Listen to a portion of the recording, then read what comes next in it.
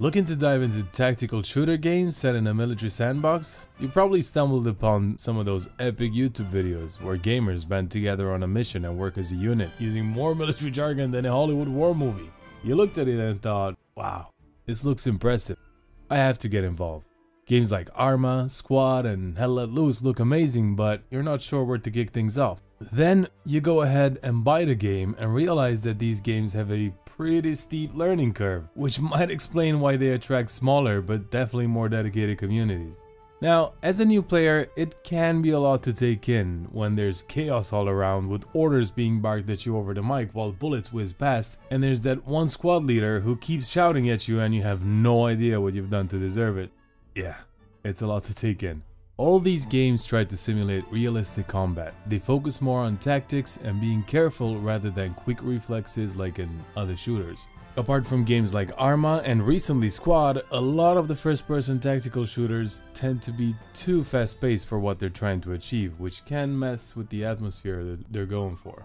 It's tough to replicate how actual firefights go down with just a mouse, keyboard, and current graphic engines, so since they can't perfectly mimic real combat, the best way to make it feel more authentic is to slow things down. The little things, like how accurate your shots are, or the way your character moves, can really force players to rely on teamwork to succeed. So realistically, this is what they're trying to simulate, is how well players work together, communicate, and coordinate, and those aspects are pretty spot on in these types of games.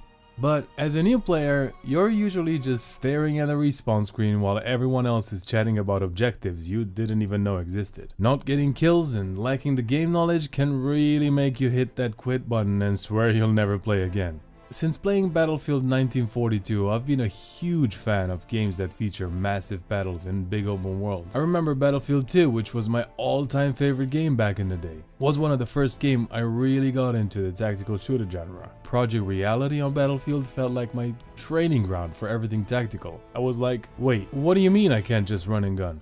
Then came the Arma series and everything that resembles Squad. So I have dabbled a bit in games like these, but they weren't exactly my daily grind. I always tried to avoid all the squad leader stuff and the chaos that comes with important roles. I just wanted to be a regular infantryman with any extra responsibility. Arma Reforger offers a more relaxed experience with all the good stuff without making your brain hurt from the technical mumbo jumbo. I feel like Bohemia is finally getting a hang of how to lure in more casual players with this one. Reforger blends large-scale combat with a deep sense of realism, like if you took Squad and decided to hit the zoom out button, transforming it into a full-on sandbox playground. You've got the user-friendliness of Squad or Hell Let Loose meshed up with the epic scale and depth and a slower pacing of Arma. Set in a parallel universe that branches off the main Armaverse timeline, Reforger takes place in 1989, 4 years after the Cold War crisis. The main official game mode is Conflict, which features US and the USSR fighting to secure all the objectives on a huge map. You can take over enemy bases as long they're within your radio range. To capture the base, the radio frequency has to be changed to the capturer's side, increasing that side's radio range. Once you've taken over the base, it's time to stock them up and get them ready. And this is where logistics come in play. You can either pick up supplies from the main base or find them at random spots on the map. If you're not in the mood to be on the front lines, you can always take the role of a truck driver, shuttling supplies between bases instead. And while you're out gathering supplies for various spots on the map, you're also working on building military bases with vehicle depots and weapon arsenals. It's all a team effort, and everyone's chatting over the radios. Each platoon has its own channel, which helps keep things organized. When you first spawn in at the main base, you'll need to gear up, and Arma Reforger makes that pretty easy. You can easily customize your loadout since gear has its own inventory slots, and you'll need to grab your weapons and armor from the arsenal. Each piece of clothing or weapon has a supply cost, so every time you spawn and choose your custom loadout, you'll use a specific amount of supplies from that base.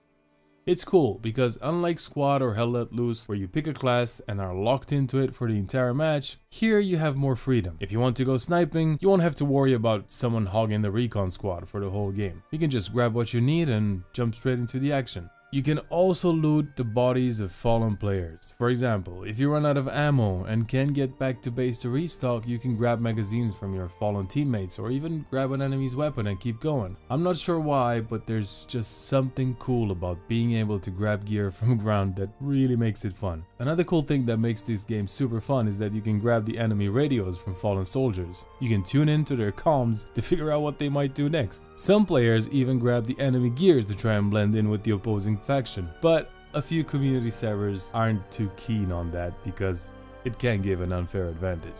Most people are pretty friendly when it comes to giving directions, which is nice. The radio is always buzzing with updates about enemy patrols and plans to take over a base. After taking a base, players tend to hang out with their teammates, swap some stories, and then split up and go on their own missions. These are the moments when you can hang out with others, get to know each other a little better, and it's pretty awesome. When you first spawn in as a newbie, it feels like you're fresh reinforcements hitting the front lines, sticking close to experienced players as you'll all fight to survive. It's moments like these that make it tough to explain why these large-scale MILSIM games are so captivating. A lot of the time, you might go for long stretches without seeing any enemies or even firing a shot, but honestly, just chatting with other players, doing your part, and fully immersing yourself in that realistic experience is where the big chunk of fun lies. And it's also some good downtime from the chaos, which helps you bond with the team more. It's nice not to be just all about the goals and combat all the time. So let's talk about ranking in conflict. It's actually a pretty interesting concept. You start off as a private and then work your way up all the way to major.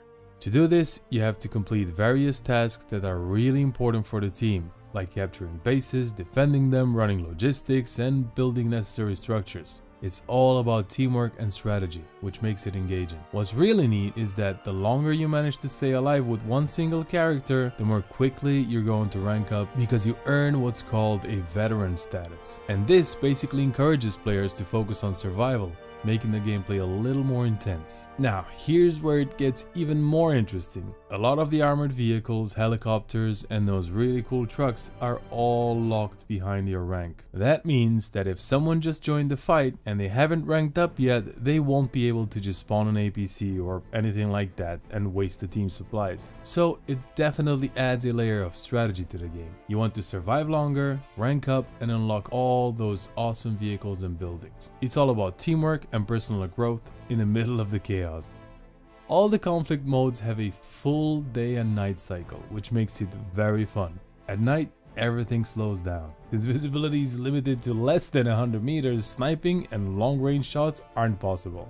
Combat becomes more intense in close quarters, forcing everyone to be more cautious. You have to either use a flashlight to find your targets, or you can hide in the dark and try and spot your enemies as they move through the light. It adds a really cool twist to the gameplay. Another exciting game mode in Reforger is the sandbox feature, which allows players to craft their own scenarios. This mode, known as Game Master, is similar to Arma 3's mode. In Game Master, there are no set events. Players become the Game Master and control what happens next. You can create an exciting real-time experience by setting up scenarios, placing assets, or exploring solo. As the Game Master, you can design everything from building military bases to positioning vehicles to deploying enemy AI, allowing you to craft fun missions for your team to take on in real time.